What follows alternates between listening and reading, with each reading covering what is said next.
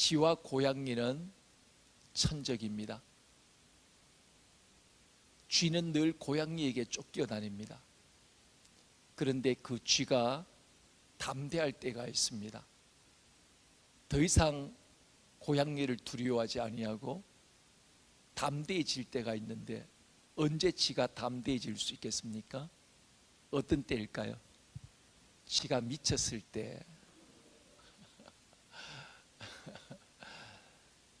아니면 쥐가 우환청심환을 먹었어. 답이 뭘까요? 예, 쥐 뒤편에 쥐구멍이 있을 때입니다. 믿는 구석이 있을 때 고양이에게 후지박힐 수밖에 없는 연약한 쥐지만 그 쥐도 담대해질 수가 있습니다. 오늘 우리가 이 어둠의 세상 가운데 두려움이 많고 근심과 염려거리와 불안이 매일매일 정말 오만 가지의 염려와 근심 속에 우리가 살아가지만, 그럼에도 불구하고 우리가 담대할 수 있는 이유가 바로 무엇이겠습니까? 우리에게도 믿는 구석이 있기 때문입니다. 우리의 믿는 구석이 바로 어딜까요? 오늘 또 내 배후에 든든히 나를 지키시고 오늘 또 나와 함께 하신 하나님, 오늘 또 그 전능하신 하나님께서 우리의 구원자이시며 우리의 힘이시고 능력이시고 지혜이시고 소망이시고 우리의 길이 되시고 생명 되신 그 주님이 내 배후에서 나의 든든한 백이 되어주기 때문에 우리는 두려움 많은 세상에 우리가 살지만 우리가 담대한 인생을 살아가게 되어줄 수가 있습니다. 오늘 이 시간은 우리가 이 9월의 성품 함께 말씀을 나누기를 원합니다. 저기 보면은 한 선비가 돌다리를 건너고 있습니다. 생각나는 속담이 바로 뭐죠? 돌다리도 두들겨보라, 두들겨보고 건너라. 아주 우리 시연이가 우리 잘 맞췄습니다. 예, 나중에 오면은 카페 이용권 한 장 줄게요. 자, 돌다리도 두드려보고 건너라. 이것은 무엇을 의미하는 얘기일까요? 조심성을 가져라. 한마디로 조심성을 우리에게 표현하는 아주 좋은 그런 속담의 내용입니다. 자, 시편 말씀 우리 같이 한번 보겠습니다. 시편, 오늘 이 말씀은 우리말 성경으로 이제 되어진 말씀입니다. 우리 한번 다 같이 같이 합심해서 같이 한번 읽도록 하겠습니다. 시작. 지식이 없이 열심히만 하는 것은 좋지 않으며 너무 서두르면 죄짓기 쉽다. 예, 지식이 없이 열심히 하는 것 좋지 않다. 그리고 너무 서두르면 죄짓기 쉽다. 결국 우리에게 서두름은 우리에게 실수하기 쉽게 만들지만 조심성 있게 우리가 나아갈 때는 어떻게 해요? 우리가 실수를 하지 않을 수가 있습니다. 자, 오늘 하나님은 우리로 하여금 정말 조심성 있는 삶, 그러한 모습으로 우리가 살기를 원하시고 계십니다. 자, 그럼 조심성의 정의가 바로 뭘까요? 우리 한번 같이 읽습니다. 앞에 보고요. 시작. 옳은 행동이라도 적절한 시기가 얼마나 중요한지 아는 것. 아무리 옳은 행동이라 할지라도 그 시기를 알지 못하면 이때 말을 해야 될 시기인지 말을 하지 말아야 할 시기인지 우리가 조심성 없게 말하게 되어지면 서로에게 상처와 아픔을 주기 쉽습니다. 그죠? 그래서 옳은 행동이라도 적절한 시기, 우리가 시기가 얼마나 중요한지 아는 것, 이것이 바로 9월에 우리가 함께 우리가 유념해야 할 그런 중요한 바로 성품입니다. 그럼 조심성의 반대말은 바로 뭘까요? 조심성의 반대말, 성급함입니다. 자, 지금 저 차가 뭘 하고 있죠? 앞지르기를 하고 있습니다. 그죠? 앞지기를 하고 있는데 조심성 없이 성급하게 지금 앞지기를 하다가 어떻게 하죠? 지금 부딪혔습니다. 그죠? 앞차와 부딪혔습니다. 우리 한국 사람의 저도 이제 옛날에는 그런 운전 습관, 잘못된 습관을 처음부터 잘못 배워서 그런 경향들이 많이 있었습니다. 누가 앞에 가면 앞에 가는 꼴을 못 보고 어쨌든 앞서 찔러가야 하는 그런 마음들이, 조급한 그 마음, 성급한 마음, 그런 마음들이 운전하는, 우리가 운전을 잘못 배우게 되어지면 그런 잘못된 습관을 우리가 들이기 쉽다는 거죠. 시기를 기다리지 않고 급하게 행동하는 것, 이게 바로 뭐냐? 성급함입니다. 정말 사고가 날지 안 날지, 앞에 정말 오는 차가 없는지, 우리가 앞질러 갔을 때 부딪히지 않는지, 우리가 그 시기를 잘 기다리고 움직일 때, 우리가 조심성을 갖고 운전을 하게 되어질 때 우리가 사고를 내지 않고 안전하게 우리가 운행을 하게 되어줄 수가 있습니다. 자, 하나님은 조심성을 가진 성품을 갖고 계십니다.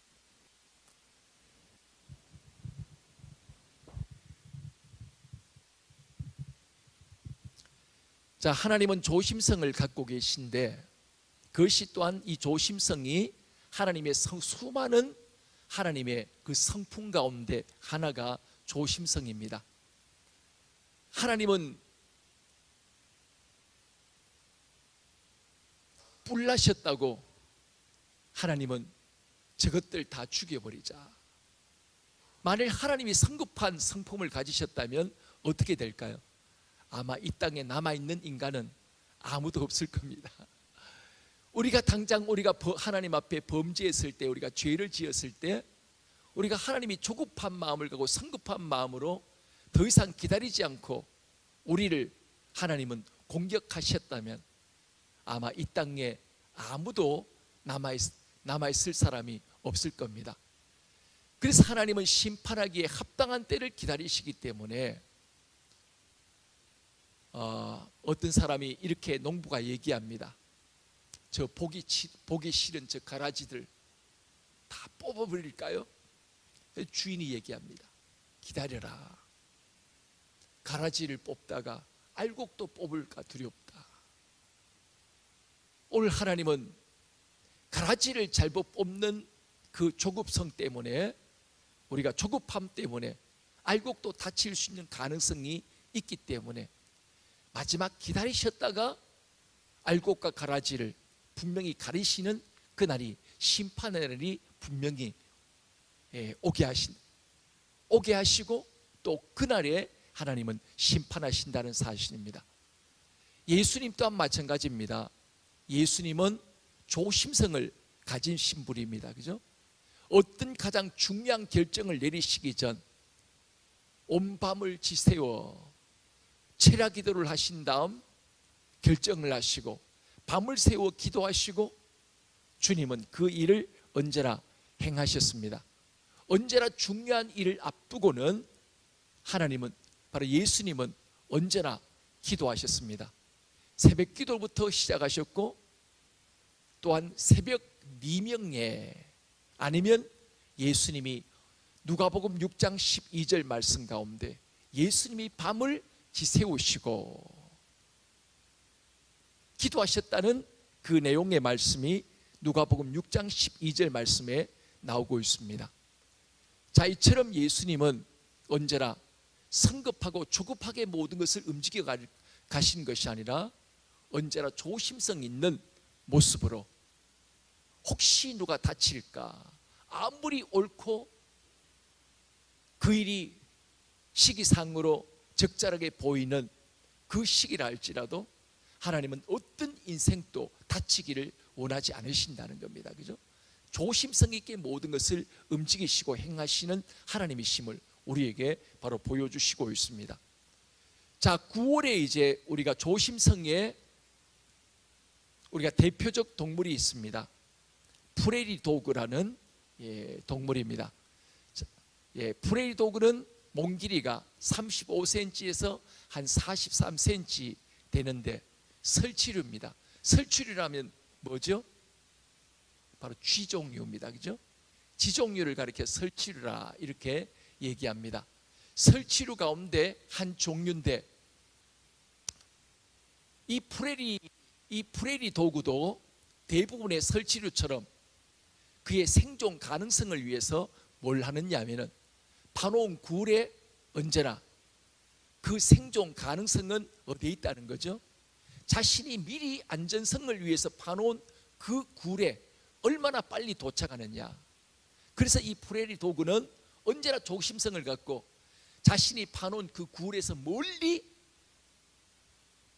조급한 마음으로, 성급한 마음으로 멀리 절대로 떨어지지 않았습니다. 언제나 자신을 덮칠 수 있는 가능성을 갖고 굴 가까이에서 먹이를 찾고, 그리고 거기서 놀다가 햇볕을 쬐고 놀다가 적들이 나타나면 속히 자신이 파놓은 굴로 바로 피했다는 거죠. 이것이 바로 이 프레리 도구의 바로 특성입니다. 자, 그래서 오늘 우리는 이 9월 이 프레리 도구를 보시면서 다시 한번 우리가 너희는 개미에게서 배우라, 부지런함을 배우라 라고 잠언서를 통해서 하나님은 우리에게 말씀하신 것처럼 이 프레리 도구를 통하여 조심성을 또한 우리가 배울 수 있는 우리의 마음 가운데 또한 그것을 기억하고 유념하는 저희들이 되었으면 좋겠습니다. 그럼 조심성과 성급함의 차이가 바로 무엇일까요? 자, 갈로 문제입니다. 맞추는 분에게 카페 이용권 한 장 드리겠습니다. 자, 조심성과 성급함의 차이가 무엇일까요? 땡땡의 문제입니다. 땡땡에 뭐가 들어갈까요?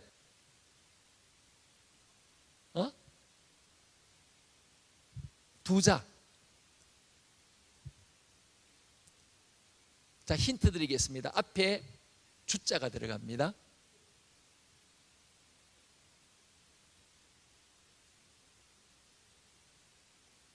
예? 주인? 좀 비슷했는데 제가 원하는 답은 아니었습니다. 예. 자, 너무 시간 끄니까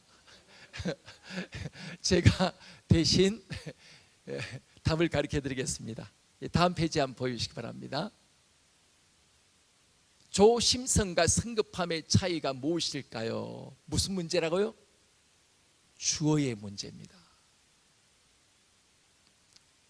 내 인생의 주어, 주인이 아까 비슷한 일을 했지만 주어, 누가 내 인생의 주인이냐.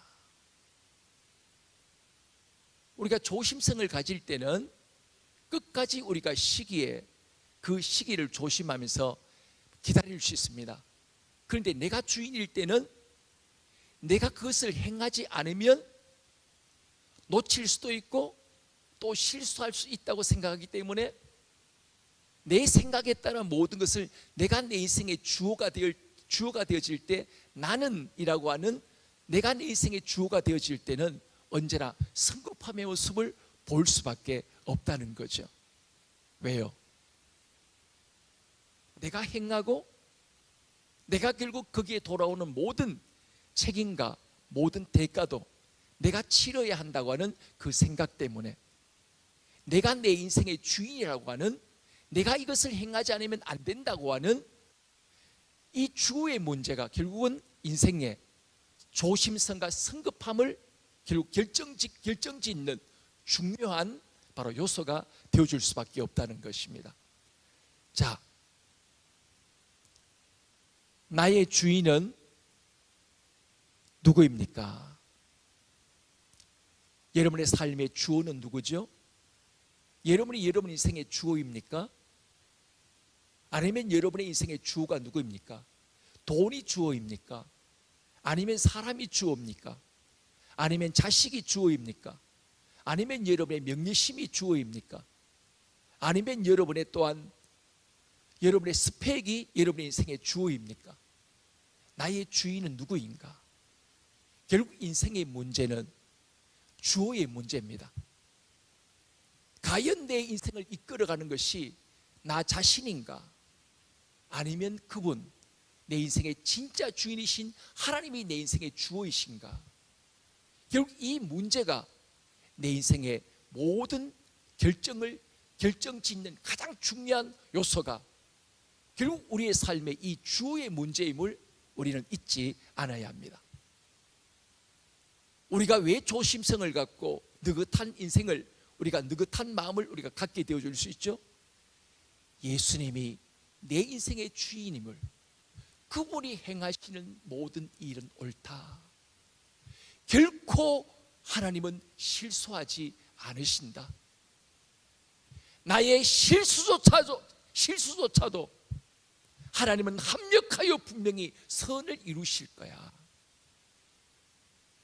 그분의 행하심을 믿고 의지하며 바라보는, 그분이 내 인생의 진정한 주어로 삼고 주인으로 믿고 고백하는 사람만이 우리가 진정한 성급함에서 벗어나서 우리가 조심성을 갖고 우리가 기다리며 우리가 나아가는 그 성도의 진정한 아름다운 그 삶을 우리가 살아가게 되어줄 수가 있습니다. 나의 주인은 누구인가? 오늘 성도의 삶 속에 오늘 이 진정한 내가 내 인생의 주인이라면 주인 체인지가 온전히 내 안에 이루어져야 합니다. 왜냐하면 결국 인생의 문제는 누가 내 인생의 주인이냐에 바로 이 주인의 관계성에 있어서 모든 것들이 결국은 진행되어지고 이루어지기 때문인 것입니다.